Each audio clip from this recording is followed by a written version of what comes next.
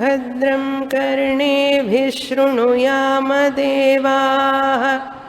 भद्रं पश्येमाक्षभिर्यजत्राः स्थिरैरङ्गैस्तुष्टुवागुंसस्तनूभिः व्यशेमदेवहितं यदायुः स्वस्ति न इन्द्रो वृद्धश्रवाः स्वस्ति नः पूषा विश्ववेदाः स्वस्ति नस्तार्क्ष्यो अरिष्टनेमिः स्वस्ति नो बृहस्पतिर्दधातु ॐ शान्ति शान्ति शान्तिः 226వ పేజీ 58వ కారిక ధర్మాయ ఇతి జాయంతే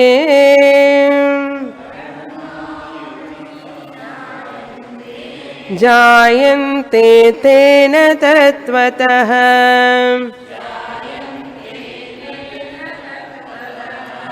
జన్మమాయోపమం తేషాం సా చ మాయా న విద్యతే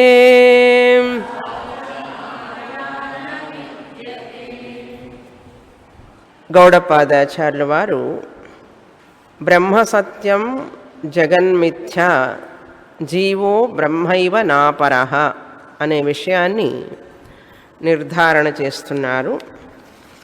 57వ శ్లోకం నుంచి 74వ శ్లోకం వరకు ఇంతవరకు చెప్పినటువంటి అంటే ఆగమ ప్రకరణం నుంచి వైతథ్య ప్రకరణం, అద్వైత ప్రకరణం, అలాత శాంతి ప్రకరణం ఇంతవరకు చెప్పినటువంటి విషయం ఏమిటి అని సారాంశాన్ని ఇస్తున్నారు. ఈ యొక్క 57వ కారిక నుంచి 74 వరకు అంటే మనం విన్నదాన్నే మళ్ళీ వారు తిరిగి చెప్తున్నారు సింహావలోకనంలాగా. ఇంతవరకు ఏం చూసాం మనం అనే విషయాన్ని. బ్రహ్మమే సత్యం అని చెప్పారు. ఈ జగత్తు మనం చూసే ఈ ప్రపంచం అంతా కూడా మిథ్యా అన్నాం. మిథ్యా అంటే ఏమిటి? మాయా కల్పితం అన్నారు. బ్రహ్మ సత్యం, జగన్ మిథ్య. మరి ఈ జీవులు ఎవరు అంటే ఈ జీవులందరూ కూడా బ్రహ్మమే అన్నారు. జీవో బ్రహ్మైవ నాపరః. జీవాత్మ పరమాత్మ ఏవ. జీవ బ్రహ్మ ఏవ. జీవో బ్రహ్మైవ నాపరః. వేరు కాదు, జీవుడు బ్రహ్మమే అన్నారు. మనం చూసేవి ఇవన్నీ కూడా బ్రహ్మమే అని మనం తెలుసుకోవాలి. మన దృష్టి సత్యమని అనుకోకూడదు. మనం చూసే మన దృష్టి అంటే మన ఆలోచన. దృష్టి అంటే చూపు కాదు. ఇక్కడ పుష్పాన్ని పుష్పంగానే చూస్తాం, ఆ చూపు చెప్పలా మనం. దృష్టి అంటే ఇక్కడ మన ఆలోచన విధానం, మనం అనుకునే తీరు. మనం చూసే ఆ శరీరం, స్థూల శరీరం, సూక్ష్మ శరీరం, అది మాయా ప్రకృతి. దాని వెనుకాల ఉన్నటువంటి బ్రహ్మం ఉనికి, ఆ ఉనికిని గ్రహించాలి. మనం చూసేదొకటి, గ్రహించేదొకటి. ఫ్యాను చూస్తూనే ఉన్నాం, విద్యుత్తుని గ్రహించాలి. ఫ్యానును చూస్తూనే విద్యుత్ గ్రహించాలి. మన మనస్సు టక్కున ఫ్యాను మీదకే వెళుతుంది కానీ విద్యుత్ కనపడదు కదా, ఎక్కడ గ్రహిస్తాం? చూసే దృష్టి అనేటువంటిది ఫ్యాను, కానీ మన ఆలోచన అది దృష్టి. అంటే ఇక్కడ మనం చెప్పేది అది దృష్టి. నీ దృష్టి ఏం బాగాలేదురా, నీ ఆలోచన ఏం బాగాలేదని కదా అర్థం. నీ దృష్టి బాగాలేదని అంటే నీ చూపు బాగలేదని అర్థం. తెలుగులో అంటుంటాం కదా, నీ దృష్టి బాగలేదురా అంటే ఏమిటి? ఆ విషయంలో నీ ఆలోచన సరిగా లేదనే కదా అర్థం. అంతేకాని నీకు మెల్లకన్నుతో చూస్తావని అట్లా చూస్తావని కాదు కదా. అది దృష్టి అంటే ఆ అర్థం. వాచ్యార్థం తీసుకోకూడదు, లక్ష్యార్థం తీసుకోవాలి. ఇక్కడ దృష్టి అంటే ఏంటిది? ఫ్యాన్ దృష్టి, విద్యుత్ దృష్టి. చూడగానే కనపడేది ఫ్యాను, కానీ దాని వెనకాల ఉన్నది ఫ్యాను. ఫ్యానుగా ఉండాలంటే దానికి ఉనికిని ఇస్తున్నది ఎవరు? విద్యుత్. అదేవిధంగా ఈ ప్రపంచం మనం చూస్తున్నదంతా కూడా ప్రపంచం ప్రపంచంగా ఉండాలి, జీవుడు జీవుడుగా ఉండాలి అంటే బ్రహ్మమే అని గ్రహించంటున్నది శాస్త్రం. ఈ జీవులందరూ కూడా ధర్మాహ అంటే ఈ జీవరాశులన్నీ కూడా న జాయంతే, ఏ న జాయంతే, ఇవన్నీ నిజంగా పుట్టలేదు, నిజంగా పుట్టలేదు. న జాయంతే తే న తత్వతః జాయంతే, ధర్మాః న జాయంతే ఇతి, ఇవన్నీ నిజంగా పుట్టలేదు మనం అనుకున్న విధంగా. ఇతి అంటే ఈ విధంగా, మనం అనుకున్న విధంగా నిజంగా అవి పుట్టలేదు. తత్వతః న జాయంతే, నిజంగా పుట్టలేదు, అవి పుట్టలేదు, నిజంగా పుట్టలేదు, పుట్టినట్లుగా కనపడుతున్నాయి, పుట్టినట్లుగా కనపడుతున్నాయి. పాము పుట్టలేదు, అది పుట్టినట్లుగా కనపడుతున్నదే కానీ నిజంగా పుట్టలేదు. పాము పుట్టలేదు అని చెప్పాలి ముందు. పుట్ట అంటే పుట్ట కాదు, పుట్టడం. పాముకు పుట్టుక లేదు ఇక్కడ, తాడేకి ఉన్నది కానీ పాముకు నిజంగా పుట్టుక లేదు, అది ఉన్నట్లుగా పుట్టినట్లుగా కనపడుతోంది. తత్వతః అంటే నిజంగా, నిజంగా లేదు అని అర్థం. నిజంగా లేదు అంటే నీకు కనపడటానికి ఉన్నది కానీ నిజంగా లేదు. ఏమంటే పాము కనపడుతోంది కదండి అన్నాడు, కనపడవచ్చు కానీ నిజంగా లేదు అన్నారు. అని తత్వతః అంటే నిజంగా లేదు. తేషాం జన్మ మాయోపమం, ఈ జీవరాశులన్నీ కూడా జన్మిస్తున్నాయి అని అనుకోవడం, జన్మ వాటి పుట్టుక మాయా ఉపమం, మాయతో సమానం. ఉపమం అంటే సమానం, మాయతో సమానం. సా మాయా న విద్యతే, ఇవన్నీ మాయతో సమానం. అప్పుడు మాయతో సమానం అంటే మరి మాయేనండి, ఇది మాయా, ఇది మాయా, ఇది మాయా అన్నీ చెబుదాం కదా. పోనీ ఉన్నది కదా మాయ, అప్పుడు ఒప్పుకుందామా? అవి మాయతో సమానం అన్నప్పుడు ఉన్నట్లే అవుతుంది కదా అన్నాడు. మాయే లేదు కదా, మాయతో సమానమైనవి మాత్రం ఎలా ఉంటాయి? మాయ అనేది న విద్యతే, ఏది లేదో అదే మాయా అన్నారు. మెజీషియన్ చేసేటటువంటి ఆ మ్యాజిక్ అంతా కూడా, మ్యాజిక్ అనగానే మనకు తెలుస్తుంది ఏమిటి, ఏది నిజంగా లేదు అని. అందుకని మాయ అనగానే వెంటనే మనకేం గుర్తుకొస్తుంది, అదంతా మాయరా అంటారు. మాయగాడు అంటారు చూసారు, మాయ చేసేవాడు మాయగాడు అంటుంటారు తెలుగులో. అంతా మాయరా అంటే ఏమిటి, నిజంగా లేదు. అదే గౌడపాదాచార్యుల వారు చెప్తున్నారు. మాయ సా అంటే ఆ మాయ, సా అనేది స్త్రీలింగం, మాయ అనేది స్త్రీలింగం కదా, అందుకని సా మాయ న విద్యతే, నిజంగా లేదు అన్నారు. ఇక్కడ చూడండి, 3 విషయాలు చెప్పారు. ఇవన్నీ నిజంగా పుట్టలేదు అన్నారు. నిజంగా పుట్టలేదని చెప్పిన తర్వాత నీకు కనిపిస్తున్నవన్నీ కూడా నువ్వు పుడుతున్నాయి అని అనుకుంటున్నవన్నీ కూడా నువ్వు డేట్ ఆఫ్ బర్త్ ఇచ్చి చాక్లెట్లు ఇచ్చుకుంటున్నావు కదా, అన్నీ పుడుతున్నాయి పుడుతున్నాయి పుడుతున్నాయి అని. అదంతా మాయా ఉపమం అన్నాడు, మాయతో సమానం అన్నాడు. మాయతో సమానం అంటే ఏమిటి? రెండవ మెట్టు మాయతో సమానం అన్నారు, మాయా ఉపమం. మరి మాయ అంటే ఏమిటండి అన్నారు. ఏదైతే లేదో అదే మాయ అన్నారు. ఏదైతే లేదో అదే మాయ. సా మాయ నా విద్యతే, నిజంగా లేదు అన్నారు. అంటే ఏమిటి? ఈ మాయోపమైనటువంటి మాయా ఉపమం అంటే సమానమైనటువంటివన్నీ కూడా లేవు అని అర్థం. ఎందుకని? మాయతో సమానం గనక.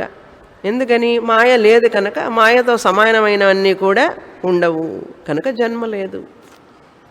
మరి ఏం చేయాలండి అన్నారు. తర్వాత ఏమిటంటారు? ఏమి లేదు, బ్రహ్మమే ఉన్నది, ఇవన్నీ కనపడుతున్నాయి అన్నారు. తర్వాత కారికి ఇంతవరకు క్రిందటి వారం చూసాం కనుక సత్య అంశని మనం గ్రహించాలి, అనృత అంశని మనం చూస్తున్నాం. అనృతం అంటే ఏమిటి? సత్యం కాని దాన్ని అనృతం అంటారు. బ్రహ్మ సత్యం, సత్య అంశమేమో కనపట్టాలే, కంటికి కనపడదు. అది అనృతమైన అంశం ఏమిటి? నిజం కాని అంశ. నిజం కానిటువంటిది అసత్యమైనటువంటి అంశ కనపడుతోంది కంటికి. మన అనృతమైన దాన్నేమో కంటికి కనపడుతున్న దాన్ని సత్యం అనుకుంటున్నాం, కంటికి కనపడనటువంటి సత్యమైన దాన్నేమో లేదనుకుంటున్నాం. దానివల్లనే మనిషికి బాధలు, దిగులు, చింత అన్నీ వస్తున్నాయి. సత్యమైన పాముని తాడుని తెలుసుకోకుండా అనృత అంశ అంటే సత్యం కానటువంటి, అనృతం అంటే సత్యం కానటువంటి, నిజం కానటువంటి, నిజం కానటువంటి పాముని చూసి ఏమవుతున్నది? భయపడుతున్నాం. నిజం కానటువంటి పాముని చూస్తున్నాం మనం, అది నిజం కాదు. సత్యమైనది ఏమిటి అక్కడ? తాడు. తాడుని మనం చూడటంలే, తాడు మీద పామును చూస్తున్నాం. పామును చూసి ఏమవుతున్నది? ఇక్కడ భయపడుతున్నాం. అదేవిధంగా సత్యమైన బ్రహ్మాన్ని మనం తెలుసుకోవడంలా, తెలుసుకోకుండా బ్రహ్మం మీద కల్పింపబడినటువంటి ఈ నామరూపాలన్నీ సత్యం అనుకుంటున్నాం. దిగులు, బాధ, భయం, జ్యోతిష్కుడు ఆయన దగ్గర నుంచి ఒక ఆయన దగ్గర నుంచి ఇంకొక ఆయన దగ్గరికి తిరుగుతూ ఉంటాం, కాళ్ళు చెప్పులు అరిగిపోయేటట్లుగా. జాతకం సరిగ్గా ఉందో లేదో చూడండి, వాస్తు సరిగ్గా ఉందో లేదో చూడండి. మన జాతకం కోసం ముందు తిరుగుతాం, తర్వాత మన పిల్లల జాతకం కోసం, తర్వాత మనవాళ్ళు మనవరాళ్ళ జాతకం కోసం ఇంకా తిరుగుతూనే ఉంటాం. ఎందువల్ల తిరుగుతున్నాం? ఈ నామరూపాలు మనం సత్యం అనుకోవడం వల్ల లేనివి అనృతమైనటువంటివి సత్యం అనుకుంటున్నాం. ఎందుకు సత్యం అనుకుంటున్నాం? ఈ అనృతమైనటువంటి కనపడడానికి సత్యమైన ఒక పదార్థం ఉండాలిగా దానికి వెనకాల. అంటే పాము కనపడటానికి, ఆ పాము కనపడడానికి ఒక వస్తువు ఏదో సత్యమైనది ఉండాలి కదా, ఆధారం. ఆధారమైనది లేకుండా ఇప్పుడు నీడ కనపడుతోంది, ఆ నీడ కనపడటానికి ఒక వ్యక్తి ఉండాలి కదా. నేనుంటే కదా నా నీడ పడుతుంది, నేను లేకుండా నా నీడ వస్తుందా? అంటే సత్యం కానటువంటిది ఒకటి కనపడాలంటే సత్యమైనది ఒకటి ఉండాలి. అవునా? ఇది బాగా ఆలోచించండి. పాము కనపడుతున్నది అంటే దానికి ఆధారమైనటువంటిది ఏదో ఉండాలి, అది తాడు. అదేవిధంగా నీడ పడుతున్నది అంటే సినిమాలు చూసారా? నిన్ను వీడని నీడను నేనే అని ఒక పాట ఉంది. నిన్ను వీడని నీడను నేనే అంటే నీడ అనేటువంటిది కనపడుతున్నది అంటే మనం ఒక్కొక్కసారి సినిమాలో చూపిస్తారు, నీడ చూపిస్తాడు. నీడ చూపిస్తే అంటే ఏమిటి అర్థం? అక్కడ ఎవరో మనిషి ఉన్నాడు అని అర్థం. ఎందుకంటే మనిషి లేకుండా నీడ పడదు కదా. అంటే అనృతమైనది కనపడుతున్నది, దానికి ఏదో సత్యమైనది ఉండాలి. ఇది మనందరికీ తెలుసు, లేకపోతే అది రాదు. అదేవిధంగా ఇక్కడ ఈ మాయోపమం అయినటువంటి ఈ జగత్తు అనృతం, ఈ అనృతమైన దానికి ఏదో ఒక సత్యం ఉండాలి. ముందు అనృతమైనది తెలుస్తుంది, సత్యమైనది తెలియదు. కొన్ని సినిమాల్లో అవన్నీ చూపిస్తుంటారు. సత్యమైనది తెలియదు, అనృతమైనది తెలుస్తుంది. పాము అనృతం, నీడ అనృతం. దాన్ని బట్టి మనం ఏం గ్రహిస్తున్నాం? అది లైట్ వేయంగానే దీనికి ఆధారమైనటువంటి సత్య అంశ. ఇప్పుడు అనృత అంశం ఒకటి, సత్య అంశం ఒకటి. సత్యమైనటువంటిది తాడు. కనుక మీరు అనృత అంశాన్నే చూసుకుంటూ ఆనందంగా ఉంటారా, సత్య అంశాన్ని తెలుసుకుంటే ఆనందంగా ఉంటారా? సత్యం, అనృతాన్ని చూస్తే మనకు ఆనందం ఉండదు. మన ముఖ ప్రతిబింబం చూసి ఆనందిస్తారా, ముఖాన్ని చూసి ఆనందిస్తారా? ముఖం ముఖ్యమా, ప్రతిబింబం ముఖ్యమా? ప్రతిబింబ ముఖం అనృతం, నిజం ముఖం సత్యం. కనుక సత్యాన్ని ఇష్టపడతాం కానీ అనృతాన్ని ఇష్టపడం. నీడ అనేటువంటిది అనృతం. నీడకి ఆహారం పెడతారా, మనిషికి ఆహారం ఇస్తారా? నా నీడకు కూడా పెట్టండి కొంచెం అన్నట్టు వాడేవాడు. మేమిద్దరం వచ్చామండి, నేను నా నీడ అన్నట్టు. నీడకి ఏం విలువ లేదు, నీడకి సత్యత్వం లేదు, అనృతం అది. సత్య అంశ అనృత అంశంలో రెండింటిలో ఏ అంశం తీసుకుంటే మనకు మంచిది, మనం ఇష్టపడతాం, మనకు ఉపయోగపడుతుంది చెప్పండి మీరే. అనృత అంశ, సత్యాంశ, రెండు అంశాలు ఉన్నాయి. తాడు సత్యాంశ, పాము అనృత అంశ, నీడ అనృత అంశ, మనిషి సత్య అంశ. మనిషి కాకపోవచ్చు, దేనైనా సరే, దేని నీడో అది సత్యం, నీడ సత్యం కాదు. కనుక ముఖం అనృతం, మనిషి ముఖం సత్యం, మనిషి ప్రతిబింబ ముఖం అనృతం. కనుక అనృత అంశ సత్య అంశలు ఈ రెండు గుర్తుపెట్టుకోండి. ప్రపంచం అనేది అమృత అంశ, బ్రహ్మం అనేది సత్య అంశ. బ్రహ్మం మనకు కనిపిస్తున్నది. ఇప్పుడు అజ్ఞానంలో ఉన్నంత వరకు ప్రపంచం తెలుస్తూ ఉంటుంది, అది అనృత అంశ. ఆ అనృత అంశ కనపడుతున్నది అంటే దానికి ఆధారభూతమైనటువంటి సత్య అంశ ఏదో ఉన్నది. ఇది బాగా మనం మననం చేయాలి, నిధిధ్యాసనం చేయాలి. ఇక్కడ పాము కనపడుతున్నది అంటే పాము సత్యం కాదు గనక, అనృతం కనుక దానికి ఆధారమైనది ఏమిటి అని చెప్పి విచారణ చేస్తారా, చెయ్యరా? మనం చిన్నపిల్లలం బాగా భయపడతాం, పాము అనుకుంటాం. పెద్దవాళ్ళు వచ్చి అరే పాము ఎందుకు వస్తుందిరా ఇక్కడ అని చెప్పి లైట్ వేస్తారు.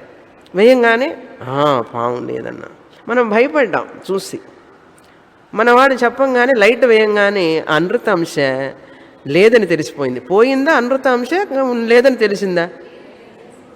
అబ్బా, లైట్ వేయంగానే అనృత అంశ అయినటువంటి పాము పోలేదు ఎక్కడికి, అది లేదు అని తెలిసింది.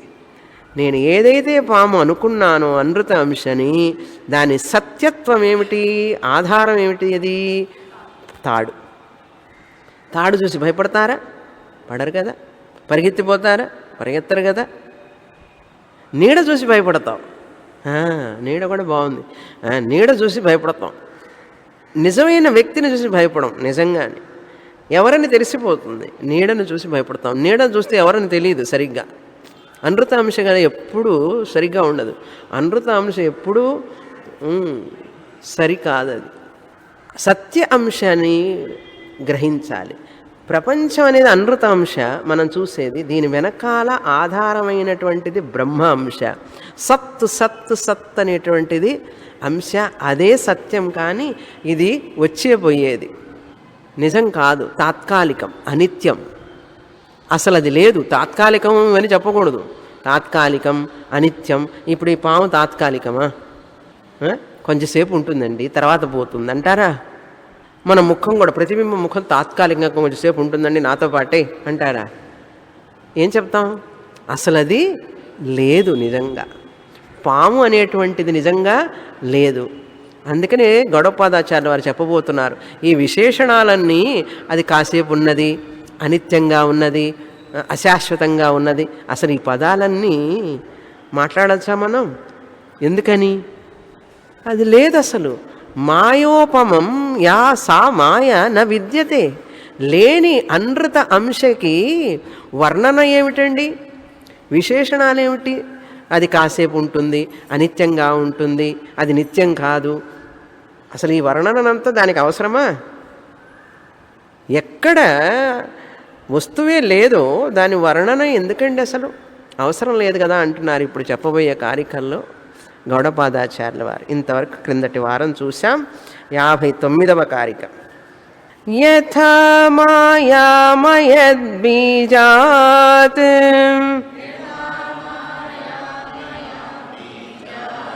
జాయతే తన్మయోంకురః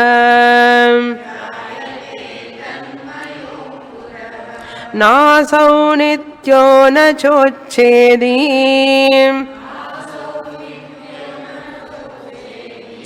తద్వద్ధర్మేషు యోజనా.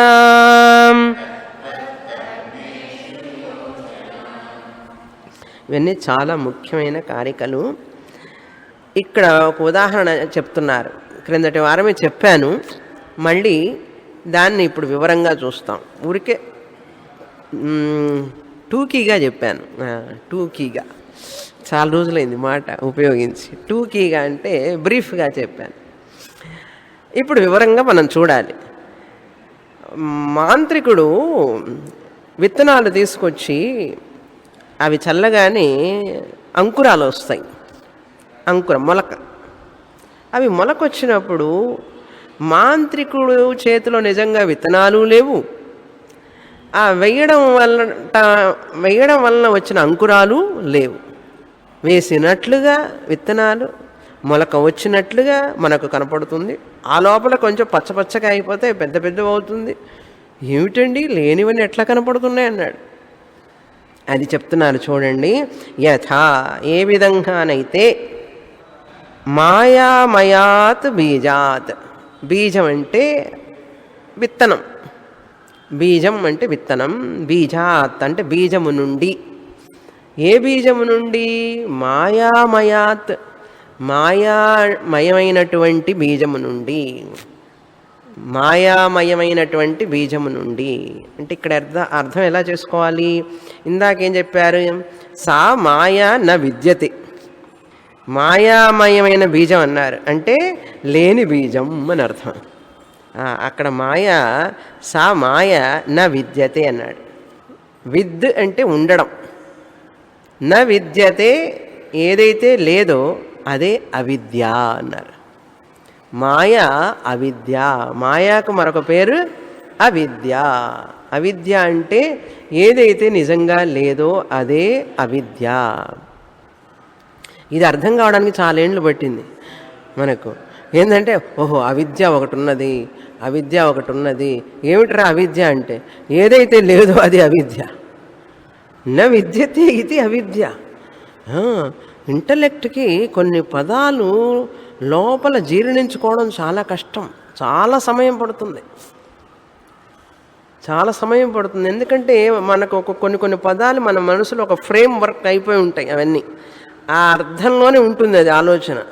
ఆ అర్థం నుంచి బయటికి వచ్చేటప్పటికి చాలా టైం పడుతుంది మనకి. అవిద్య అవిద్య అంటే ఏదో అవిద్య ఉన్నది కాబోలు అనుకుంటాం మనం. అరే అవిద్య అంటే లేదు, నా విద్యతే ఏదైతే లేదో అది అవిద్య. మాయ మరొక పేరు అవిద్య. ఆయన ఏం చెప్పారు? సా మాయ నా విద్యతే అన్నారు, మాయ లేదన్నారు. కనుక ఇక్కడ మాయామయాత్ బీజాత్ అంటే ఏమిటి? లేని బీజం నుంచి ఆ మాయని ఇక్కడ కనెక్ట్ చేసుకోవాలి. ఏ మాయ అయితే నిజంగా లేదో అటువంటి నిజంగా లేనటువంటి మాయ లాంటి బీజం అన్నారు. ఆ బీజం నుంచి అంటే లేని బీజం నుంచి చెట్టు వచ్చిందండి, చెట్టు కనపడుతున్నదండి. ఇప్పుడు మీరేం చెప్తున్నారు? చెట్టు చూడంగానే పచ్చగా ఉందండి చెట్టు, ఆకులు గుండ్రంగా ఉన్నాయండి అన్నాడు. నువ్వు చూసే చెట్టు అసలు లేదు, దానికి గుండ్రటి ఆకులు పచ్చటి ఆకులు ఈ వర్ణన అంతా దానికి సంబంధించిందేనా? ఏమన్నా విలువ ఉందా మన వర్ణనకి? వాల్యూ ఉందా ఏమన్నా? లేదు కదా. ఎందుకని? మాయ. లేవు, లేని వాటికి నీ వర్ణన ఏమిటి? వాడు చూపించేటప్పుడు ఆహా ఎంత బాగుంది, పావురాలు కనపడతాయి, తెల్లగా ఉన్నాయండి పావురాలు. ఎందుకంటే మనం పావురాలను చూస్తున్నాం కదా తెల్లగా, అవి తెల్లగా కనపడుతున్నాయి. అక్కడ ఆ తెలుపుదనం అనే దానికి పావురానికి, పావురమే లేనప్పుడు తెలుపుదనం ఎందుకు కనపడుతున్నది? నీకు కనపడుతోందే. అందుకని మామూలుగా ఇల్యూషన్ అంటారు, ఇంగ్లీష్లో భ్రాంతి అంటారు, దాన్ని ఇల్యూషన్ అంటారు. ఈ ప్రపంచాన్ని మనం ఇల్యూషన్ అని చెప్పాను. మ్యాజిక్ని ఇల్యూషన్ అంటాం, కళని ఇల్యూషన్ అంటాం, భ్రాంతి. మామూలుగా సహజంగా మనం వాడే పదం అదంతా ఇల్యూషన్ అండి, అది లేదండి నిజంగా అన్నాం. కానీ ఈ ప్రపంచానికి మనం ఇల్యూషన్ అని చెప్పి అనం, అది భ్రాంతి.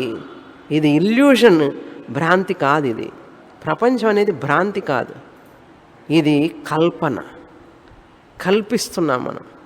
కొంచెం డిఫరెన్స్ ఉంది అక్కడ, మనం ఆలోచించాలి. ఇల్యూషన్, భ్రాంతి అనే పదాన్ని మనం వాడతాం.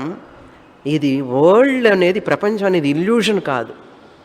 ఇల్యూషన్ అయితే ఏమవుతుందంటే ఆ 3 గంటలు అది అయిపోగానే, షో అయిపోగానే అయిపోతాయి, ఏముండవు అక్కడ. చూసారా? ఆ షో అయిపోగానే మనం వెళ్ళి కాసిన చెట్లు తెచ్చుకుందామంటే అది తెచ్చుకోగలరా? నీళ్లు షార్టేజ్గా ఉందని చెప్పి నేను వెళ్ళా ఒక షోకి ఇక్కడే మెడ్రాసులో. వెళితే నీళ్లు పోస్తూనే ఉన్నాడు, వస్తూనే ఉన్నాయి నీళ్లు కంటిన్యూస్గా పోస్తున్నాడు. ఎన్ని నీళ్ళు వస్తున్నాయో. అందరూ వచ్చి జనం మాకు నీళ్ళు షార్టేజ్గా ఉంది అయినా కాస్త నీళ్ళు ఇవ్వంటే అక్కడికి పోతే ఒక్క చుక్క ఉండదు. కనుక మనం అది ఇల్యూషన్ అనేది ఏమిటి? భ్రాంతి అనేది ఉన్నట్లుగా కనపడుతుంది. కానీ ఇక్కడ ప్రపంచం అనేది ఉన్నట్లుగా కనపడుతుందని మనకు మాయతో పోలుస్తున్నాం, భ్రాంతి అంటున్నాం, కానీ కొంత తేడా ఉంది దీనికి. అది వ్యవహారానికి ఉపయోగపడదు. జ్ఞానం వచ్చిన తర్వాత ఇది మిథ్య అని తెలిసినప్పటికీ కూడా ఇది వ్యవహారానికి ఉపయోగపడుతుంది. ఈ శరీరానికి భ్రాంతిపూర్వకమైనటువంటి మెజిషియన్ చేసినటువంటి నీళ్లు కానీ ఏది ఉపయోగపడదు. అది సత్యం కాదని తెలిసిపోయింది మనకు షో అయిపోయిన తర్వాత. కాస్త నీళ్లు తెచ్చుకుందాం అని చెప్పి దాహం అవుతుంది, కాస్త నీళ్ళు ఇవ్వండి అని అడిగితే ఇస్తాడు ఆయన. నాయన నేనేం చేయలేను, నీళ్లు లేవు అంటాడు. అదే ఈ ప్రపంచం జ్ఞానం వచ్చిన తర్వాత, ఇది మాయ అని తెలిసిన తర్వాత ఇది ఉంటుంది, ఇది పోదు. చూసారా, భ్రాంతి ఇల్యూషన్ అనే దానికి ప్రపంచానికి కొంచెం తేడా ఉందా లేదా? ఇది వ్యవహారానికి ఉపయోగపడుతుంది, అది వ్యవహారానికి ఉపయోగపడదు. ఇప్పుడు ఒక వ్యక్తికి జ్ఞానం వచ్చిందండి, ఆత్మ నేను బ్రహ్మస్వరూపాన్ని వచ్చేసింది, ఇదంతా మాయ అని తెలిసిపోయింది. మాయ అని తెలిసిపోయిన తర్వాత, జ్ఞానం వచ్చిన తర్వాత, ఇప్పుడు ఆ జ్ఞానికి ఈ పదార్థాలు ఇవన్నీ ఉపయోగపడతాయా పడవా? ఆ జ్ఞానికి ఈ పుష్పం ఉంటుందా ఉండదా? ఎదురుగా కనపడుతుంది. కానీ అక్కడ మాయ అని తెలిసిన తర్వాత నిజంగా లేదని తెలిసిపోతుంది. కానీ ఇక్కడ కొంచెం ఉంటుంది వ్యవహారానికి. జ్ఞానం రాగానే ప్రపంచం అంతా మాయమైపోయింది అనుకోండి, అప్పుడు ఏమైపోతుంది ఈ శరీరం? ఆకలి, అన్నం, నీళ్లు ఇవన్నీ కనుక అన్నీ ఉంటాయి. అది కొంచెం తేడా తెలుస్తుందా ఇప్పుడు? ఇక్కడ పాము లేదన్న తర్వాత తాడే ఉన్నదని చెప్పాం. అదేవిధంగా ఇక్కడ బ్రహ్మమే ఉన్నదన్న తర్వాత కూడా పాము లాంటి కనపడుతున్న ఈ ప్రపంచం నామరూపాలన్నీ ఏవైతే చూశాను అంతకుముందు అవి అలాగే ఉంటాయి, కానీ అవి నిజం కాదని తెలుసుకొని ఉంటాయి. అది నిజం కాదని మనకు తెలుస్తుంది. సరే, కొంచెం ఆలోచించాలి బాగా. అందుకని ఇది ఇట్లా అని కేటగరైజ్ చేసి విడివిడిగా ఇలా ఇలా అని చెప్పి వివరణ చేయలేవు. ఇలాగని వర్ణింపలేను అని అన్నారు త్యాగరాజుల వారు. ఆ భగవంతుడి యొక్క స్వరూపాన్ని ఇలాగని వర్ణింపలేను అన్నాడు. అదే ఎక్కడి నుంచి వచ్చినాయి? ఉపనిషత్తుల నుంచి చెప్పారు ఆయన. చూడండి, యథా మాయామయాద్ బీజాత్ జాయతే తన్మయ అంకుర. తన్మయ అంటే అట్లాంటి ఆ విత్తనానికి సంబంధించినటువంటి అని అర్థం. తన్మయ అంటే ఆ విత్తనం లాంటి, ఏ విత్తనం వేస్తే అదే వస్తుంది కదా, ఆ వృక్షమే కదా వస్తుంది. తన్మయ అంకుర, అదే విధమైనటువంటి అంకురం వచ్చింది. జాయతే అసౌ, ఇప్పుడు ఆ అంకురం వచ్చిందండి. మ్యాజిషియన్ మాంత్రికుడు వేసినటువంటి అంకురం వచ్చింది. వచ్చిన దానికి ఏమని చెప్తావు? న నిత్య న ఉచ్ఛేది. అది నిత్యమని చెప్పలేవు. ఉచ్ఛేది అంటే దాన్ని నేను నాశనం చేస్తాను అని చెప్పి అనలేవు. అది నిత్యము అనే మాట సత్యం కాదు. దాన్ని నేను ఉచ్ఛేది అంటే ఏమిటి? దాన్ని పీకేస్తాను, దాన్ని లాగేస్తాను నేను అని అంటే రెండు మాటలు ఏమన్నా వర్తిస్తాయా దానికి? మాంత్రికుడు వేసినటువంటి విత్తనాలకి మొలచిన మొక్కలని, అంకురాలని ఇది నిత్యమనో, ఇది నేను తీసేస్తానో, లాగి పారేస్తానో అనే మాటలు దానికి వర్తిస్తాయా? ఎందుకని వర్తించవు? లేవు కనుక లేనప్పుడు నీ మాటలు దానికి వర్తించవు. అదేవిధంగా ఈ ప్రపంచం కూడా మనం చూస్తున్న దాన్ని, మనం మాట్లాడే మాటలన్నీ నిజంగా వర్తించవు. మనం మాట్లాడుతూ ఉన్నాం ఊరికే, దానికి వర్తించవు అవి. ఏమని? ఈ ప్రపంచం నాకు దుఃఖాన్ని ఇస్తోంది అన్నావు, అసలు దానికి వర్తించదు. పాము దుఃఖాన్ని ఇస్తుంది నాకు అన్నావు. నువ్వు పామును చూస్తున్నంతసేపు పాము దుఃఖాన్ని ఇస్తుంది. పాము లేదు, అది తాడని తెలుసుకున్నప్పుడు దుఃఖాన్ని ఇవ్వదు. అదేవిధంగా ఇది బ్రహ్మము అని తెలుసుకున్నప్పుడు, ఆత్మ అని తెలుసుకున్నప్పుడు, ఈ ఆత్మే అక్కడ అంతటా ఉన్నది ఉనికి రూపంలో ఉన్నది అని తెలుసుకున్నప్పుడు అది భయాన్ని కలిగించదు. అందుకని జగన్మిథ్యాత్వం వచ్చే వరకు జ్ఞానం రానట్లే. నాకు బ్రహ్మం అర్థమైందండి. ఏమిట్రా అర్థమైంది? ఉనికి ఎరుక చెప్పారు కదా మీరు. ఉండడం, తెలుసుకోవడం. నేను ఉంటున్నాను, నేను తెలుసుకుంటున్నాను, అయిపోయింది బ్రహ్మజ్ఞానం అన్నాడు. అది కాదు నాయన, ఉనికి ఎరుక, ఎగ్జిస్టెన్స్, కాన్షియస్నెస్ ఇవన్నీ మాటలు తిరిగి చెప్పడం కాదు చిలక పలుకుల్లాగా. ఈ యొక్క నామరూపాలన్నీ సత్యం కాదు, మిథ్యాత్వ నిశ్చయం చేసే వరకు నీకు శాంతి లభించదు. అది ప్రవిలాపనం చెయ్యాలి. ఈ పేర్లు రూపాలన్నీ కూడా నిజంగా లేవు అని తెలుసుకోవాలి. ఎప్పుడు ఇట్లా ఈ కుండ లేదు అని తెలుసుకున్నట్లు, కుండ చూస్తూనే కుండ లేదు, మన శరీరాన్ని చూసుకుంటూనే ఇది శరీరం లేదు. ఏముంది? చర్మం, దాని వెనకాల మాంసం, దాని వెనకాల రక్తం, దాని వెనకాల ఎముకలు, అస్థిపంజరం. ఇవన్నీ చెప్పంగానే కొంచెం కష్టంగా ఉంటుంది. చూశారు ఎప్పుడన్నా అస్థిపంజరాన్ని? దానికి ఒక తొడుగు, అస్థిపంజరానికి ఒక తొడుగు. ఆ అస్థిపంజరం లోపల అంత ప్యాకేజీ, లివరు, కిడ్నీలు, హార్ట్, స్టమక్ ఇవన్నీ లోపల ఉన్నాయన్నమాట, ఇంటెస్టైన్లో. ఒకసారి మీరు చూసుకోండి లోపల ఎట్లా ఉంటుంది శరీరం అని. మన అస్థిపంజరం, మన పుర్రె ఇవన్నీ తలుచుకుంటేనే తెలిసిపోతుంది. ఒక్కొక్క భాగాన్ని విడివిడిగా అక్కడ చూడాలి. ఏమిట్రా నువ్వు అంటే, మాయా అట్లా కనపడుతున్నది నాయన, ఏమీ లేదు, ఇది నిత్యమని, ఇది చనిపోతుందని. పుట్టుక ఉంటే కదా చనిపోవడానికి. అసలు అది ఒక వికారం, మట్టి వికారమే కదండి కుండ. కనుక నేనున్నాను అంటుండి ఉన్నది ఎవరు? బ్రహ్మ ఉన్నాడు. ప్రకృతి వికారం ఇది మాయా వికారం, ప్రకృతి వికారం. ఇది అట్లా ఉన్నదే కానీ ఇది అసలు నేను కాదు. చెయ్యి నేనవుతానా, ముఖం నేనవుతానా, కళ్ళు నేనవుతానా, ఇవన్నీ మాంసం. నేను అనేది నేను అంటున్నది మీరు ఆ బ్రహ్మానికి, శరీరానికి కాదు. నిజంగా ఆ నేను అనేవాడు ఎవడైతే ఉన్నాడో, ఈ శరీరం మనస్సుతో కలిసేటప్పటికి అహంకారం వచ్చేసి ఆ అహంకారం అంటున్నది నేను అని. అసలు ఆ నేను అనేది బ్రహ్మమునకే చెందుతుంది కానీ, ఆత్మకే చెందుతుంది కానీ శరీరానికి కాదు. ఈ శరీరానికే చెందితే నేను పసిపిల్లవాడిగా పుట్టినప్పుడు ఈ శరీరం ఇంత ఉందా? లేదు కదా. ఈ శరీరం మారుతూ ఉన్నది కానీ నేను మారలేదు కదా. నేను పుట్టినప్పుడు ఆ నేనే ఈ నేనే మళ్ళీ 90 ఏళ్ళు వచ్చిన తర్వాత కూడా నేను. ఆ నేనులో మార్పు లేదు. శరీరం మారుతోంది, బుద్ధి మారుతోంది, మనసు మారుతోంది, నేనులో మార్పు లేదు. మారనటువంటిది నేనవుతానా, మారేటటువంటిది నేనవుతానా? మారనటువంటిది నేనే కానీ మారేటటువంటిది నేను కాదు. అందుకని ఈ బీజం అనేటిది దీనికి తీసేయడం, లాగవేయడం, లేకపోతే దానికి ఒక ఉనికి అనేటి నిత్యం అనేటువంటి మాటలు వర్తించవు. అసౌ న నిత్య న ఉచ్ఛేది. అదేవిధంగా యథా తద్వత్ ధర్మేషు యోజన. ఉదాహరణలో ఎట్లాగైతే మాయా అంకురం, ఆ బీజాలన్నీ చూశారో, నిజం కాదని తెలిసిపోయిందో, అవి నిత్యమని ఉచ్ఛేదమని వాటి మాటలు వర్తించవు. అదేవిధంగా జీవులకు కూడా ధర్మేషు అంటే ఈ జీవులందరికీ కూడా దీన్ని మనం ఇలాగే యోజన చెయ్యాలి. యోజన అంటే అండి, ఇందాక ఉదాహరణలో ఎట్లాగైతే అర్థం చేసుకున్నారో అదే విధంగా ఇక్కడ కూడా పేరుంది చూసారా, పేరు, ఎన్ని సంవత్సరాలు ఉన్నాడు, ఎప్పుడు పుట్టాడు, ఏమైంది, ఇవన్నీ వివరాలు ఉన్నాయి చూసారా, ఇవన్నీ కూడా నిజం కాదు. అదేవిధంగా యోజన చెయ్యాలి ఇక్కడ కూడా. అక్కడ ఏవైతే చెప్పావో అది నిత్యము కాదు, దాన్ని నాశము చేయలేవు. ఇదే విధంగా ఇక్కడ కూడా ఇది పుట్టిందనో దీనికి నాశం ఉందనో ఏమీ లేదు. ఇది వికారం చెందుతున్నది, పుట్టినట్లుగా నాశం అవుతున్నట్లుగా.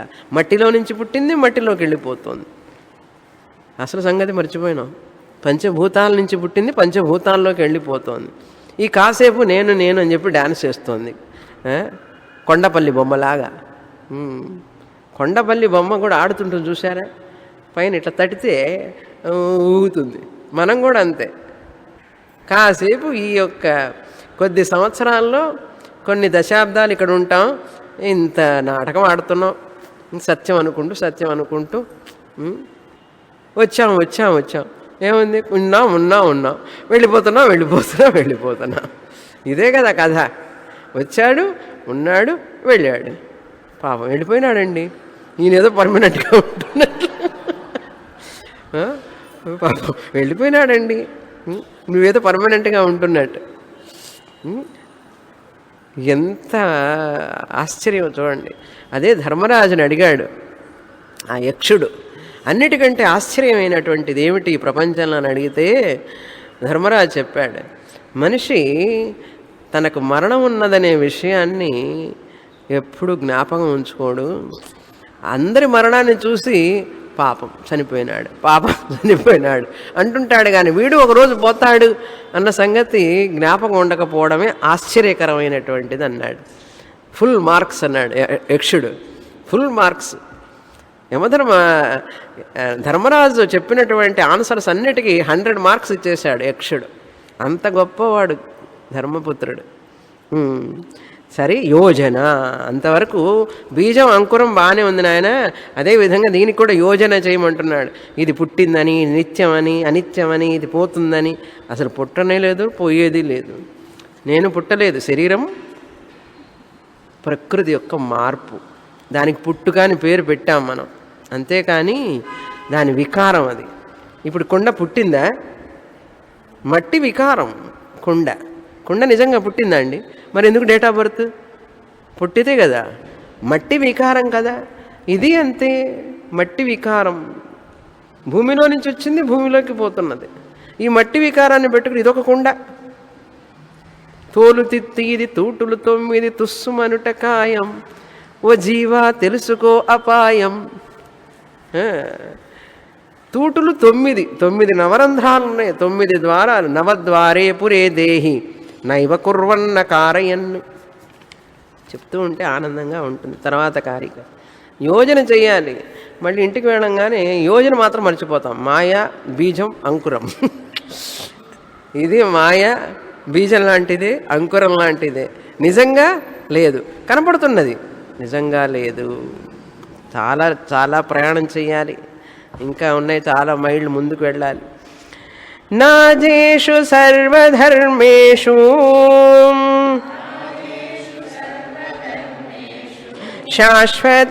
శాశ్వతాభిదాం యత్ర వర్ణాన వర్తంతే వివేకస్తత్ర నోచ్యతే.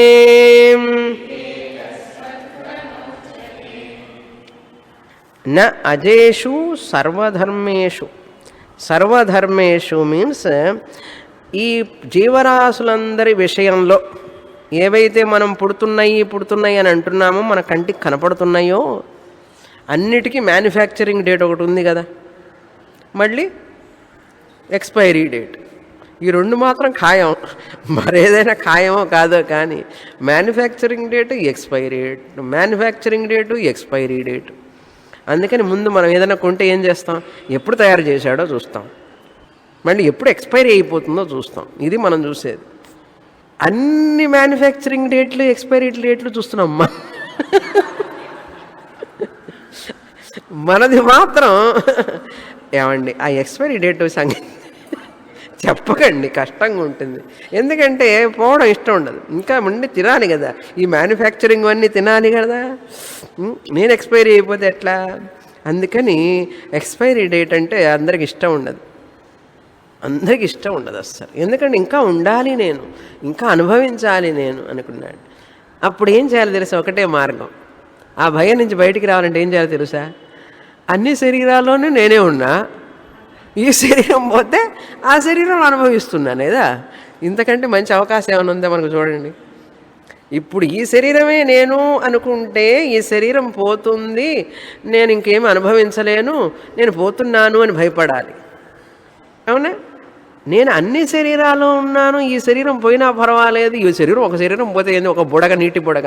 ఎన్ని బుడగల్లో ఉన్నాను నేను? నీరుగా అనుకుంటే నేను ఆ బుడగ నేను పోతానేమో అంటుంది, పోతుంది ఎట్లాగైనా. అట్లా అనుకుంటే దిగులు. ఆ బుడగ ఏమనుకోవాలి అసలు?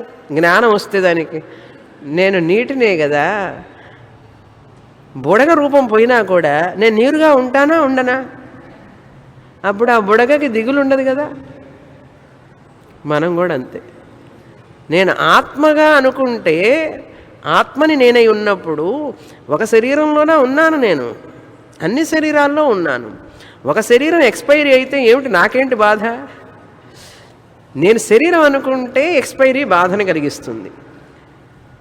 నేను అన్ని శరీరాల్లో ఉన్నప్పుడు నాకు ఎక్స్పైరీ లేదు, శరీరానికి ఎక్స్పైరీ ఉంది. కానీ నేను ఈ శరీరంలో లేకపోయినా ఆ శరీరంలోనే ఉంటూనే ఉన్నాను, ఎప్పుడు ఇంకొక శరీరంలో ఉంటున్నాను.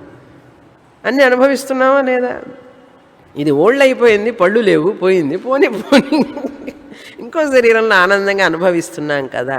కనుక అలా జ్ఞానం వస్తే ఎక్స్పైరీ డేట్ గురించి దిగులు ఉంటుందా? పోతే పోని ఈ శరీరం, ఇంకొక శరీరం, ఇంకొక శరీరం. అంటే ఇప్పుడు నేను ఆత్మగా అనుకుంటే నాకు ఎక్స్పైరీ లేదని తెలిసినప్పుడు నేను పర్మనెంట్. ఎంత పర్మనెంటా? ఎప్పుడూ ఉన్నాను. ఇప్పుడు ఎప్పుడూ ఉన్నాను ఆత్మ అని తెలుసుకుంటే ఎంత ఆనందంగా ఉంది. ఈ శరీరాన్ని పట్టుకొని వేళ్లాడుతూ ఉంటే ఎప్పుడు ఎక్స్పైరీ అయిపోతుందో దిగులు పట్టుకుంటుంది. చూసారా? కనుక దిగులు పోవాలంటే ఏమిటి మార్గం తెలుసా? ఎక్స్పైరీ డేట్ ఉన్న శరీరాన్ని నేను కాదు అని తెలుసుకుంటే, ఎక్స్పైరీ డేట్ లేనటువంటి ఆత్మని నేను, సత్యాన్ని, అది కంటికి కనపడదు కదా. ఈ అభిమానాన్ని వదిలిపెట్టు. ఈ ఎక్స్పైరీ డేట్ కంపల్సరీ, నువ్వు ఆపలేవు దీనికి. ఎప్పుడనేది చెప్పలే, అందుకనే చెప్పుంటే బాగుండేదన్నాడు. చెప్పితే అసలు నిద్రపోవు. ఆ తక్షుడు చూసారా పరీక్షితుని 7 రోజులు సెలవు టైం ఇచ్చాడు. పరీక్షిత్తుకి 7 రోజులు ముందే తెలిసింది చనిపోతానని. చూడండి గొప్పతనం. 7 రోజులు ముందే తెలిసింది. మనకు 7 సెకండ్లు కూడా ముందు తెలియటంలే. 7 రోజులు ముందు తెలిసినా కూడా ఒంటి స్తంభం మీద సముద్రంలో మధ్యలో ఒంటి స్తంభం కట్టించుకున్నాడు. ఒంటి స్తంభం మీద ఉన్నాడు, పైన ఉన్నాడు. ఏమైనా సరే ఈ శరీరాన్ని రక్షించుకోవాలనుకున్నాడు. ఆ శాపం ఆగలేదు. చూసారా ఎలా వచ్చింది లోపలికి? ఏమీ రావడానికి వీల్లేదు అస్సలు. పాములు ఎట్లా వస్తాయి రావడానికి? అంత జాగ్రత్తగా కట్టాడు ఆయన. ఎవరు లోపలికి రావడానికి వీల్లేదు. అంతా మెటల్ డిటెక్టర్స్తో చెక్ చేస్తారు ఎవరు లోపలికి వెళ్ళినా సరే. ఈ తక్షకుడు ఎట్లా అయినాడు చూసారా? తెలుసా కథ? అసలు అది చదవాలి. ఎన్నిసార్లు చదవాలి తెలుసా? వందల సార్లు చదవాలి. ఆ తక్షకుడు పండు లోపలికి వెళ్ళాడు, పండులో దూరాడు. ఆ పండును ఒలుచుకున్నాడు. పరీక్షిత్తు ఓపెన్ చేయంగానే ఏమైంది? తక్షకుడు బయటకు వచ్చాడు. పరీక్షిత్తు ఆశ్చర్యపోయినాడు. నేను ఇంత రక్షించుకోవాలనుకున్నాను నన్ను, కానీ కాలం అనేటువంటిది ఎవరు ఆపలేరు. కనుక దానిగా అంగీకరించు, భయం ఉండదు. సరే, ఇక్కడ చూడండి. అజేషు సర్వధర్మేషు, ఈ జీవరాశులన్నీ కూడా అజేషు, వీటి యందు పుట్టుక అనేది లేదు. అజేషు అంటే ఏంటి? జన్మ లేనటువంటిది ఏది? ఆత్మ. ఆత్మకి జన్మ లేదు, శరీరానికి జన్మ ఉన్నది. ఇప్పుడు ఈ శరీరంలో ఆత్మ ఉన్నదా లేదా? ఉన్నది. ఆత్మ ఉండడం వల్లనే కదా శరీరం ఉన్నది. కనుక ఏది ఉంటే ఏది ఉంటుందో అది ముఖ్యమా, రెండవది ముఖ్యమా? ఏది ఉంటే ఏది ఉంటుందో ఆ మొదటిది ఏది చెప్పామో అది ముఖ్యం. ఆత్మ ఉంటే శరీరం ఉంటుంది, ఆత్మ లేకపోతే శరీరం ఉండదు. కనుక ఆత్మ ముఖ్యమా, శరీరం ముఖ్యమా? శరీరం అనేటటువంటిది ధర్మం, దీనికి ధర్మం ఉన్నది. జీవుడు ఇది ఉండాలి అంటే జన్మ లేనటువంటి ఆత్మ ఉన్నది, బ్రహ్మ. అది నేను, అసలు ఈ శరీరం కాదు. ధర్మేషు అజేషు అన్నాడు. అజేషు అంటే జన్మ లేనటువంటి, అజం అంటే ఏమిటి? జన్మ లేనటువంటి. అజేషు జన్మ లేనటువంటి బ్రహ్మము. సర్వధర్మేషు, ఈ యొక్క అన్ని శరీరాలందు ఉన్నటువంటి. కరెంటుకి పుట్టుక ఉన్నదా? బల్బుకు పుట్టుక ఉన్నది, ఫ్యాన్కి పుట్టుక ఉన్నది. బల్బుకు, కరెంటుకి, ఎలక్ట్రిసిటీకి పుట్టుక లేదు కదా, అది ఎప్పుడూ ఉంటుంది. ఏదో అది ఎప్పుడూ ఉన్నది, కంటికి కనపడకపోయినప్పటికీ కూడా ఎప్పుడూ ఉన్నది. అదేవిధంగా ఈ శరీరాలన్నిట్లో ధర్మేషు అజేషు అంటే పుట్టుక లేనటువంటి ఆత్మ. శాశ్వతం అశాశ్వతీ భిదా, ఇది నిత్యము అనిత్యము అనే మాట అవసరమా? మళ్ళీ అదే చెప్తున్నారు, ఇందాక చెప్పిందే. శాశ్వతం అంటే నిత్యమని, అశాశ్వతమని. సర్వధర్మేషు అజేషు, శాశ్వత అశాశ్వత వివేక న ఉచ్యతే. ఈ వివేకం అంటే ఏమిటి? ఈ విభజన. ఇది నిత్యం అండి, ఇది అనిత్యం అండి. లేని దానికి నిత్యం అనిత్యం అని పేరు ఎలా పెడతావు? నువ్వు కల్పించుకున్నావు, ఇది సత్యం అనుకుంటున్నావు, ఇది సత్యం కాదు. దీనికి శాశ్వతం అని అశాశ్వతం అని ఎలా పేరు పెడతావు?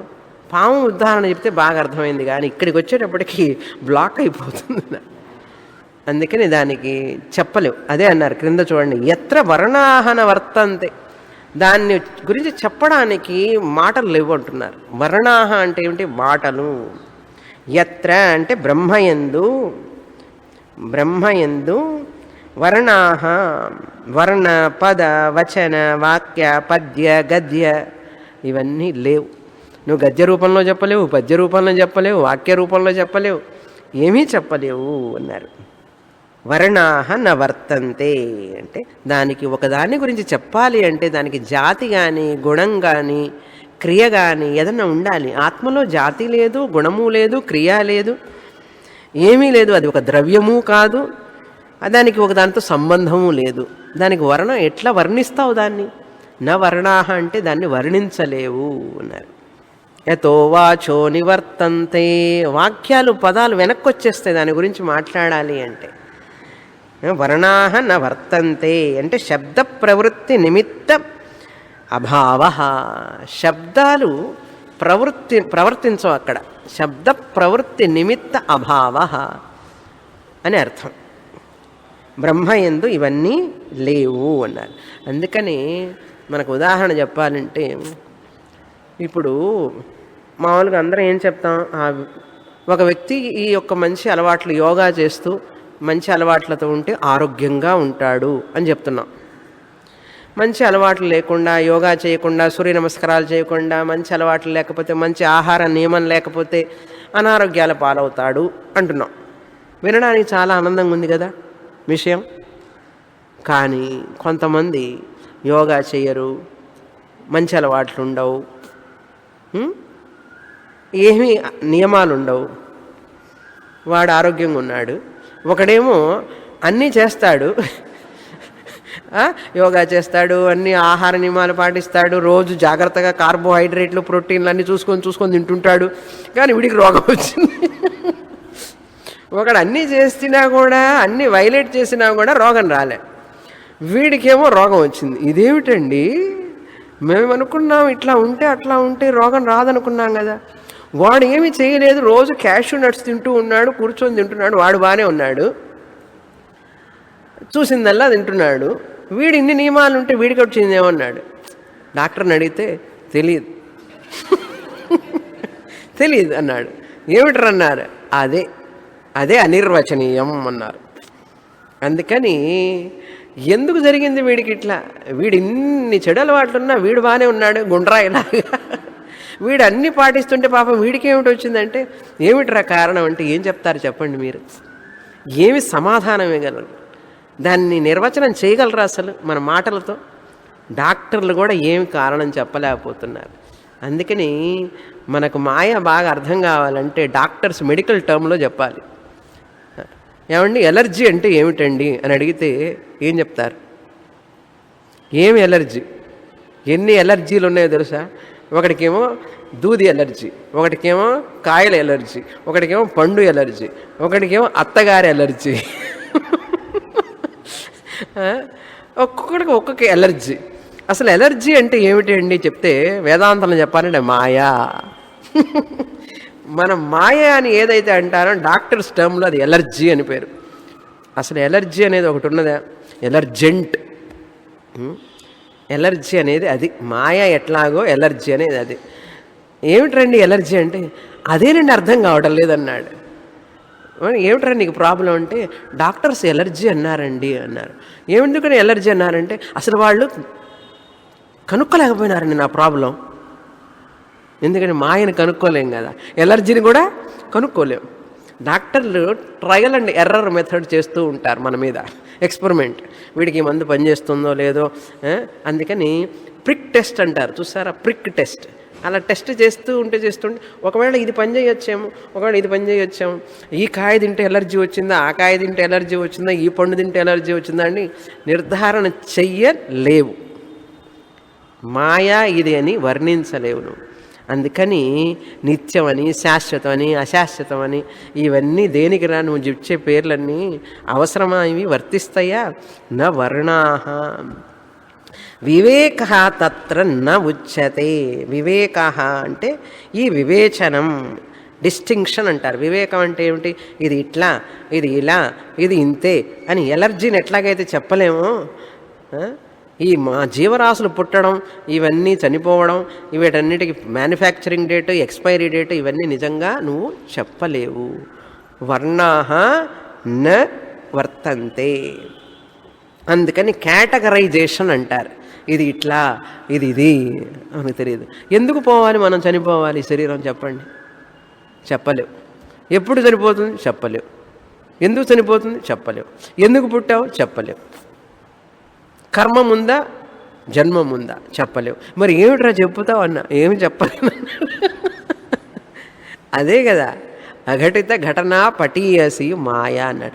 ఏదో పెద్ద మనం తెలుసు అనుకుంటూ భుజాలు ఎగరేస్తూ కాలర్ ఎగరేస్తూ తిరుగుతుంటాడు, కాసేపు కాకి ఎగిరినట్లు ఎగురుతుంటాడు. ఇక్కడ ఏమీ తెలియదు. తాను ఎందుకు పుట్టాడో తెలియదు, ఎక్కడికి పోతాడో తెలియదు, ఎప్పుడు పోతాడో తెలియదు. ఇంకేమిటిరా నీకు తెలుసు అంటే అది తప్ప అన్నీ తెలుసు, అది తప్ప అన్నీ తెలుసు అన్నాడు. ఇంకా అసలు తెలుసుకోవాల్సింది తెలియలేదు. ఎన్ని తెలిసి ఏం ప్రయోజనం? అన్నీ తెలుసుకున్నానన్నాడు. ఏం తెలుసుకున్నావు? నువ్వు ఎందుకు పుట్టావో నాకు చెప్పన్నాడు. ఓకే, అది నువ్వు ఎందుకు ఎప్పుడు పోతావో తెలుసా? అది తెలియదు. ఈ రెండు తెలియదు, మిగతా అవన్నీ తెలుసుట. అన్నీ తెలియనట్లే అన్నారు. తర్వాత కారిక యథా స్వప్నే ద్వయాభాసం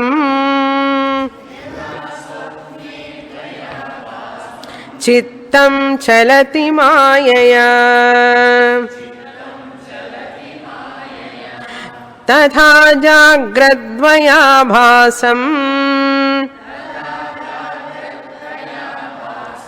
చిత్తం చలతి మాయయా.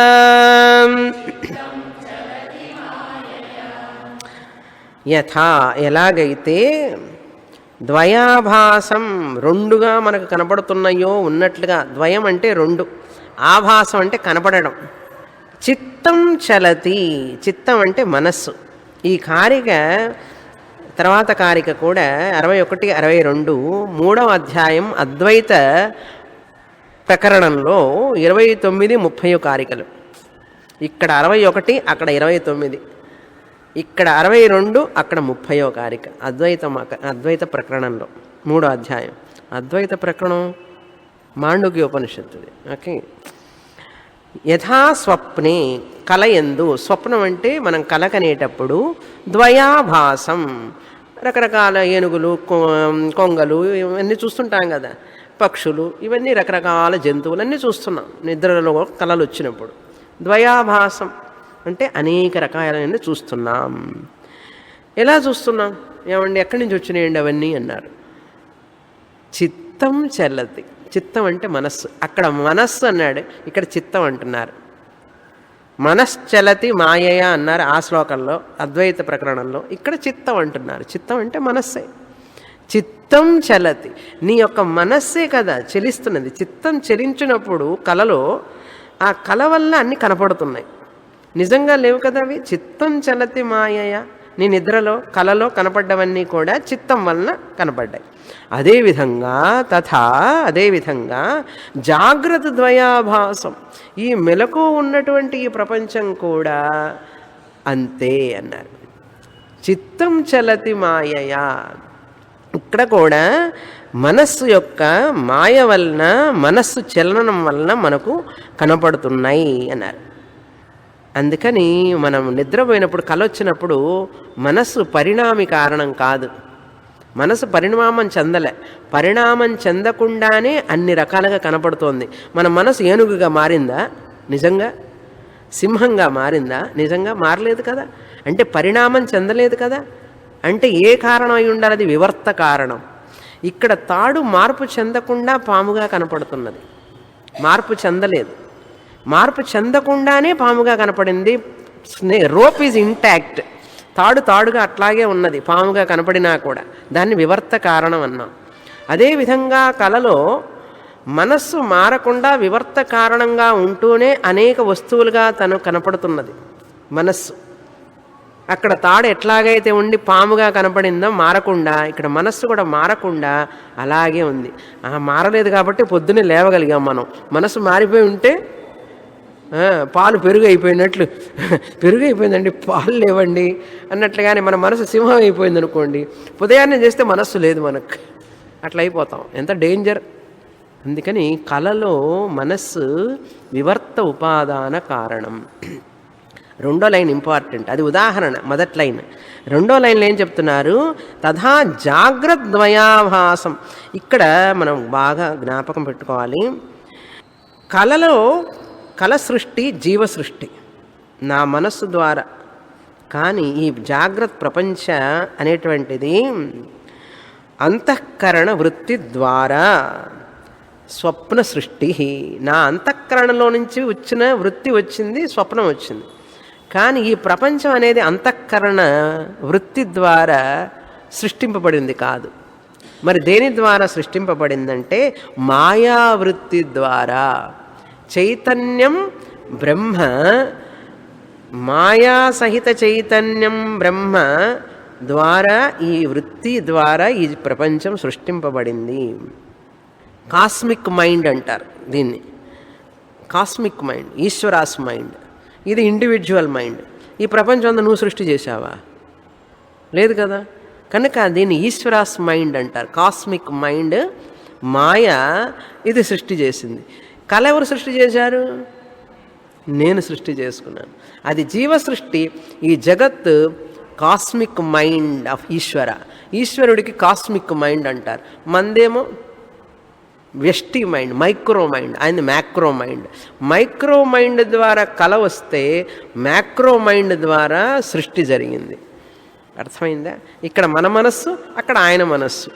కాస్మిక్ మైండ్ అంటారు. మాయావృత్తి ద్వారా జాగ్రత్త ప్రపంచస్య సృష్టి అని తెలుసుకోవాలి. ఇదంతా నా సృష్టి అంటే మన జ్ఞానం రాగానే అన్నీ పోవాలి కదా. అన్నీ పోవు, అక్కడే ఉంటాయి. అందుకని ఈశ్వర సృష్టి, లేకపోతే మనం ఎప్పుడో పోగొట్టేవాళ్ళం. తర్వాత కారిక. అద్వయం చద్వయాభాసం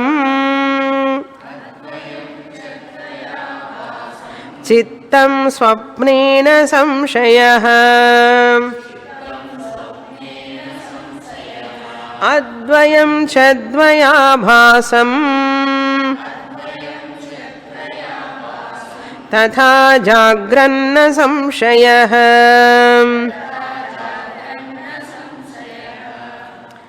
కలలో చూసిన వస్తువులన్నీ కూడా నిజంగా లేవు, నా మనస్సే అక్కడ ఉన్నది. నా మనస్సే సింహంగా, పులిగా, ఏనుగుగా, విమానంగా, ఇల్లుగా, అన్ని రకాలుగా మారింది. ఒక్క మనస్సే అన్నిగా మారింది, కానీ నిజంగా అవి లేవు. ద్వయాభాసం, అద్వయం ఒకే మనస్సు అంటే నాన్ డ్యువల్. అద్వయం, అద్వయం ద్వయాభాసం అనేక రకాలుగా. చిత్తం స్వప్నే, ఈ చిత్తమే మనస్సే స్వప్నమునందు ఒక్కటే అనేక రకాలుగా కనపడింది. ఇందులో సందేహం ఉందా ఏమన్నా? నా సంశయ, సంశయం లేదు కదా. మొదటి లైన్ అర్థమైంది కదా. ఏమంటే ఎవరికైనా సంశయం ఉందా? ఒకే మనస్సు అనేక రకాలుగా కనపడింది. రెండో లైన్కి అదే విధంగా చెప్పాలి. అద్వయం చద్వయాభాసం తథా జాగ్రన్న సంశయ. తథా కలలో ఎలాగైతే ఒకే మనస్సు అనేక రకాలుగా కనపడిందో, అదేవిధంగా ఒకే ఆత్మ చైతన్యం నుంచి, అంటే మాయా సహిత చైతన్యం నుంచి, ఈశ్వరుడు యొక్క మనస్సు నుంచి అనేకంగా కనపడుతున్నాయి. ఒకటే అనేకం కనపడుతున్నాయి. తథా అద్వయం ఈశ్వర మనస్సు చిత్తం, తథా ద్వయాభాసం అనేక రూపాలుగా అనేక పేర్లతో కనపడుతోందే కానీ ఒక్కటే ఉన్నది. తథా జాగ్రత్త, జాగ్రత్త ప్రపంచం కూడా అంతే. న సంశయ, ఇందులో ఏం సంశయం లేదు. ఏమండి కళలోది మాత్రం సంశయం లేదండి, జాగ్రత్తది మాత్రమే కొంచెం సంశయంగా ఉంది అన్నారు. అందుకే కదా క్లాసు. అందుకని మళ్ళీ రావాలి వచ్చే వారం. ఇది సంశయం కాదని ఎట్లా తెలుసుకోగలుగుతామో ఇంకా చెప్తారు తర్వాత కారికల్లో.